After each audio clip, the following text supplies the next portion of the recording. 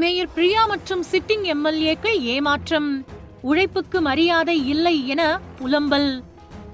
சட்டசபை தேர்தலில் போட்டியிடக்கூடிய வேட்பாளர்கள் பட்டியல திமுக அறிவிச்சிருக்கு. திருவிக நகர் தொகுதியில எம்எல்ஏ வாகக்கூடிய கனவோட சுத்தி பணியாற்றி வந்த சென்னை மேயர் பிரியாவுக்கு வாய்ப்பு வழங்கப்படல. மறுபடியும் வாய்ப்பு வழங்கப்படாததால இப்போ எம்எல்ஏக்களா இருக்கக்கூடிய பலரும் ஏமாற்றம் அடைஞ்சிருக்காங்க. உழைப்புக்கு மரியாதை இல்லை அப்படின்னு சொல்லி தீநகர் தொகுதி எம்எல்ஏவான ஜே கருணாநிதி பகுதி செயலாளர் பதவிய ராஜினாமா பண்ணி தலைமைக்கு கடிதம் அனுப்பியிருக்காரு.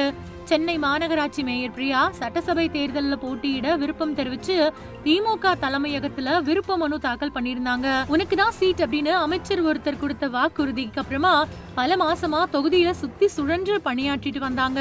பணத்தை பத்தி கவலைப்படாம நலத்திட்ட உதவிகளை வழங்கி மக்கள் மனசுல பெயரை பதியம் போட்டு வந்தாங்க. போன மாசம் நடந்த மாநகராட்சி கூட்டத்திலையும் மேயர் பிரியா எம்எல்ஏ வேட்பாளரா போட்டியிட போறாங்க, அவங்க சீக்கிரமா எம்எல்ஏவா பதவி உயர்வு பெற வாழ்த்துக்கள் அப்படின்னு கவுன்சிலர்கள் பல பேர் வாழ்த்து பேசினாங்க. ஆனா திமுக வேட்பாளர் பட்டியல்ல அவங்களோட பெயர் இடம் பெறல. இது அவங்களுக்கும் அவங்களோட ஆதரவாளர்களுக்கும் ரொம்ப பெரிய ஏமாற்றம் அளிச்சிருக்கு. அதே மாதிரி சைதாப்பேட்டை அப்புறம் வேளச்சேரி தொகுதியில போட்டியிட துணை மேயர் மகேஷ்குமார் விருப்ப மனு அளிச்சாரு. அதுல சைதாப்பேட்டை தொகுதியில அமைச்சர் மா சுப்பிரமணியன் போட்டியிடுறதாலையும் வேளச்சேரி தொகுதி காங்கிரசுக்கு ஒதுக்கப்பட்டதாலையும் அவருக்கும் சீட் வழங்கப்படல. திமுக மாணவர் அணியில கட்சி பணியாற்றி திருவிக நகர் தொகுதி எம்எல்ஏ வானவர் தாயகம் கவி சட்டசபையில அதிக கேள்வி எழுப்பினவர் அப்படிங்கிற பெருமைக்குரியவர். இந்த தடவையும் வாய்ப்பு கிடைக்கும் அப்படிங்கிற நம்பிக்கையில இருந்தாரு.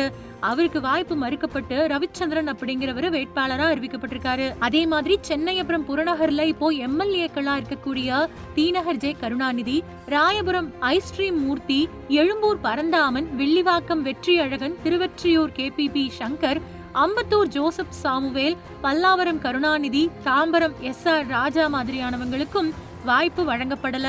வெற்றி வாய்ப்பு இருக்கக்கூடிய திருவெற்றியூர் தொகுதிய மா கம்யூனிஸ்ட் கட்சிக்கும் பல்லாவரம் தொகுதிய தேமுதிகவுக்கும் திமுக தார வார்த்துட்டதா உடன்பிறப்புகள் புலம்பிக்கிட்டு இருக்காங்க.